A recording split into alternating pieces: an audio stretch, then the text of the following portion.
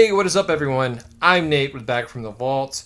Today we're going to be talking about Shanks. This is the latest 4K release from Cinématographe. Alright, so Shanks on 4K. Let me take this off real quick just to show you the packaging. So this is the Cinématographe line for Cinématographe for release for Shanks on 4K. I love this beautiful yellow box. It's pretty typical of theirs to have these booklets. I'll get into that a little bit in a second. But the movie, so should you buy Shanks on 4K? So the movie, should you buy Shanks on 4K?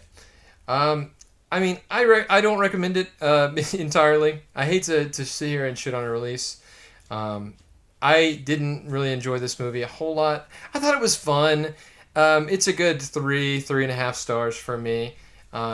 Marcel Marceau in this movie does an incredible job. I think he does a really, really good job as trying to think of his name right now, but Malcolm Shanks. Sorry, I think he does a really good job as Shanks in this movie, but he's trying his best. He also plays the Doctor, I believe, in the movie. It's full of atmosphere. I think it's got a lot of really creepy moments. This is like a complete mindfuck movie. If you need a movie that's just going to confuse the hell out of you and kind of weird you out at times, this is definitely it. Shanks is a very odd movie, but I think it kind of works. It's weird. I have a weird feeling about this movie because, I like it, but I don't like it. I think it's very atmospheric. Not a lot happens in the movie, and not a lot is even really said in the movie. There are many times where there's just focus on expression. Marcel Marceau being a mime, and he's really channeling in his inner Charlie Chaplin in this movie, and it shows. So I think it's really cool. There are a lot of moments that I did enjoy, but overall, I think the movie doesn't know when to end. I feel like almost the movie should have been two separate movies because there's a point in the middle where it kind of feels like it's going to end and like it ends, and then another character is introduced, another thing happens, and it then becomes like a completely different movie. And if you watch this movie, you'll know what I'm talking about. But I would say I think it's the third act in the movie. All of that part should have just been left out, maybe put in a different movie or just left out altogether, because a lot of the movie that is just, Marcel Marceau is a puppeteer. He's definitely mute. He's a puppeteer, and he is being mooched off of by his sister and her sister's husband, I believe. And so they're mooching off of him and making him go out and work for them so that they can sit at home and drink and just do nothing all day. So he's going out and working, and he goes and finds a job with a doctor, right? That doctor has discovered how to reanimate corpses, and he does it through a contraption where he, clips on these little electronic clippers and then uses a dial, and he turns the dial and it brings them back to life and reanimates their body. And so Marcel Marceau Shanks being a puppeteer, he then starts using that and develops a new way to, kind of puppeteer people. And when the doctor dies, he uses his body to puppeteer him and act as though he's still alive. And he just continues. He does that for numerous other characters throughout the movie. And that's basically the movie. I mean, there's a really weird interaction. I won't get too far into it, but it's very strange between Marcel Marceau and then a little girl, and the little girl's really wanting him to perform at I think it's her birthday party.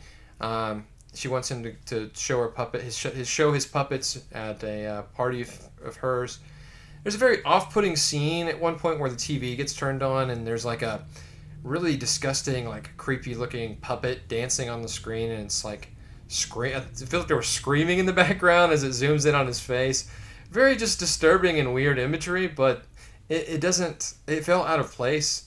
The movie just feels off. The entire movie feels weird. It feels like a bad trip. And again, if that's your thing, then go for it. I'm not here to. I know I started off by saying I don't recommend it, but I'm glad I watched it. I'm kind of glad. I'm glad I own it. It's cool. It's interesting. It's definitely something I could show someone and just be just to weird them out. I get like that sometimes. I'm like, let me show someone something really weird and see how they react. So maybe I'll do that one day. But overall, I can't recommend you buy Shanks on the premise of like, oh, it's a really good movie, because it's just kind of strange. It's like otherworldly and like it almost shouldn't exist, if that makes sense. I had fun with it though. I think at the price point, it's a little overpriced. I'm a subscriber, so I get it at a discount. But even then, I probably shouldn't have bought it. I feel like it was a blind buy that I shouldn't have gotten. I do that a lot. I talk about that a lot on the channel. How like I'm gonna stop blind buying, and then I do it anyways. So I've really got to tighten up and stop doing that. I think I'm getting better, but hopefully, fingers crossed, fingers crossed. But either way, Shanks. It's fun. It's really weird. It's trippy. I don't recommend buying it at full price. You could wait for a sale or something. I didn't check out any of the special features. Flash them up on the screen.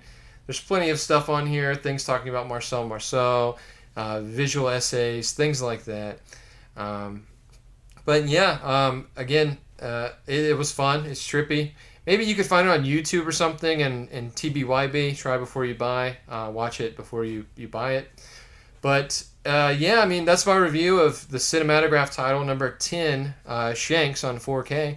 If you like this kind of content, be sure to like and subscribe and hit the bell below to be notified on all future videos. And I'll see you next time.